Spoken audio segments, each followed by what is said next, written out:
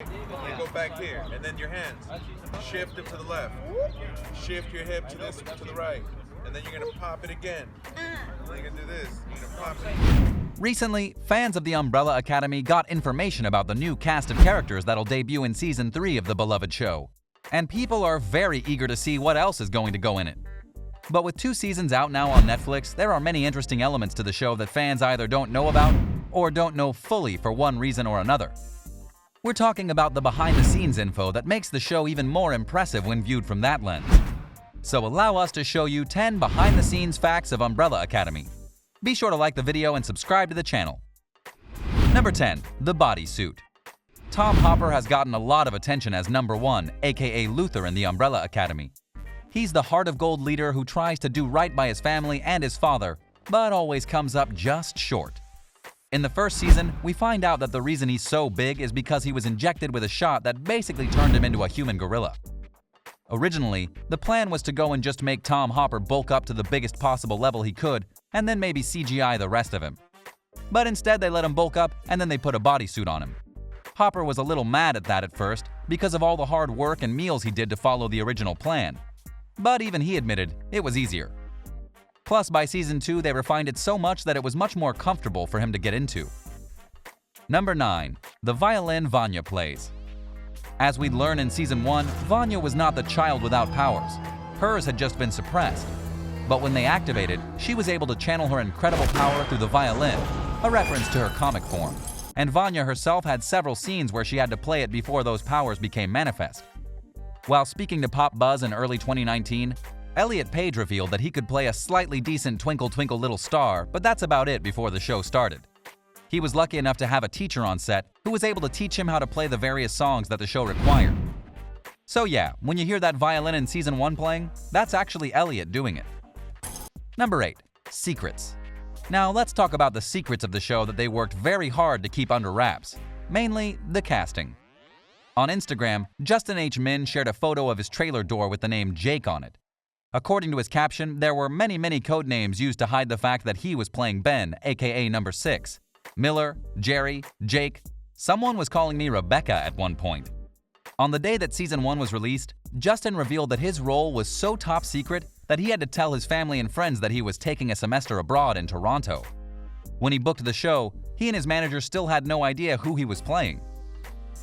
Number 7. They went deep into the setting up of the plot for Season 2.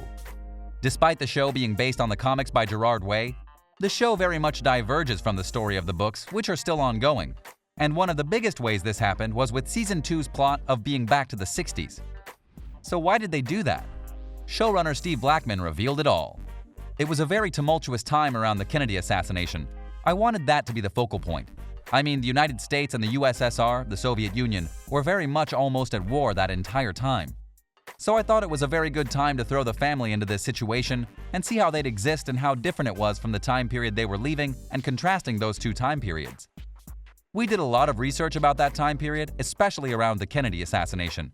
We looked at every conspiracy theory we could find, so there's a ton of Easter eggs in the show. Indeed there were, and in fact, they went full tilt to try to get the show to look perfect for the Texas 60s feel. Number 6. Number 5's restrictions. Aidan Gallagher plays number 5 on the Umbrella Academy and is very much the character that everyone likes because of his quick wit and his ability to just be a jerk on a dime and yet pull it off with confidence. While he plays an old man in the show, something that must be remembered is that he was only 15 when the first season started filming. As such, when the show would do scenes with number 5 and guns going off from Hazel, Cha-Cha, the director, and so on, number 5 honestly couldn't be in the room when they went off. Why? Because it's an actual law. That's right. By law, neither he nor anyone else under 18 could be in a room when guns were fired. Thus, they used body doubles or clever camera work to make it seem like he was there. But he wasn't. Number 5. The Umbrella Academy movie was the first choice. Believe it or not, when Gerard Way first started to envision a live-action adaptation of the Umbrella Academy, it was a movie, not a TV series. Thankfully, that changed after Netflix got a hold of it, because while movies can be great, TV shows are oftentimes able to let stories breathe and focus on all the characters. Which, if we're being honest, is best for this show because with all the characters and the moving pieces, if they had tried to do a movie franchise with them, it could have been successful on a certain level, but it wouldn't have deep dived into the characters as much as the series has, no doubt. Number 4. Black Lives Matter. Oftentimes, TV shows and movies try and parallel what's going on in the world as a whole. And for Season 2 of The Umbrella Academy, that meant having Allison Hargreaves and her new husband being put into the civil rights movement and fighting for freedom. While in our current time, the Black Lives Matter protests are still raging on.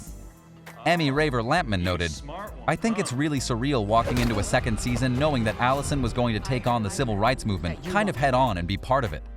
I was humbled, honored, a little nervous, and anxious. As a black woman and victim of racism and microaggression, I wanted to get it right and make sure that it was depicted correctly and properly researched and understood by everybody involved. There's not much difference from what's happening in the world, specifically America, between right now and the civil rights movement. I know that the fight is still very much alive. Systemic racism is something that's still very rooted in the foundation of our country, and it's something that black people have been fighting against for 400 years. In the wake of George Floyd, hopefully this season will shine a brighter light on the globalization of the Black Lives Matter movement, since a lot of people may think that the civil rights movement was a long time ago and has been resolved. The riot in Episode 3, for example, is similar to real-life events that are being broadcast on television and on the internet. I was really nervous about the riot scene. Steven Surgic, who directed that episode, was just so respectful and so careful and so diligent about making sure that everybody felt comfortable. Number 3. The music. In both Season 1 and Season 2 of The Umbrella Academy, they do multiple scenes that feature heavy music playing over key scenes. And the team realized going into Season 2 that music was really big for them and helped make the show better. This is truly one of the first times where I realized how much music really does for a show.